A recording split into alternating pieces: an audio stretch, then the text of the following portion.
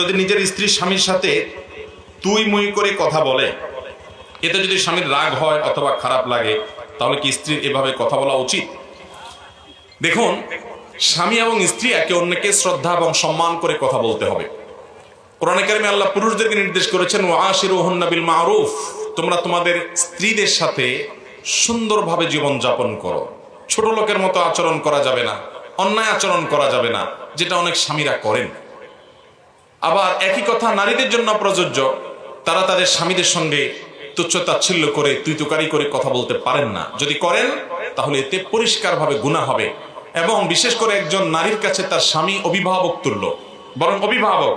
অতএব তার স্বামীকে শ্রদ্ধা করা তার কর্তব্য। অনেক বোন আছেন সব আমল করতে রাজি আছে, নামাজ পড়বে, রোজা রাখবে, হজ করবে, জাকাত দিবে, মাথায় ঘোমটা দিবে, পর্দা করবে, সব ঠিক আছে। মাগার স্বামীর আনুগত্য করতে বললে আর এখানে উসফুস শুরু করে দিবে না। এই লোকের কথাও কি শোনা যায়? আপনারা তো এখানে ঠিক বলবেন, মহিলারা থাকলে এখন উল্টাটা ঠিক বলতো, কারণ সবাই চায় তার পক্ষের ওয়াজ, কেউ বিপক্ষেরটা শুনতে রাজি না।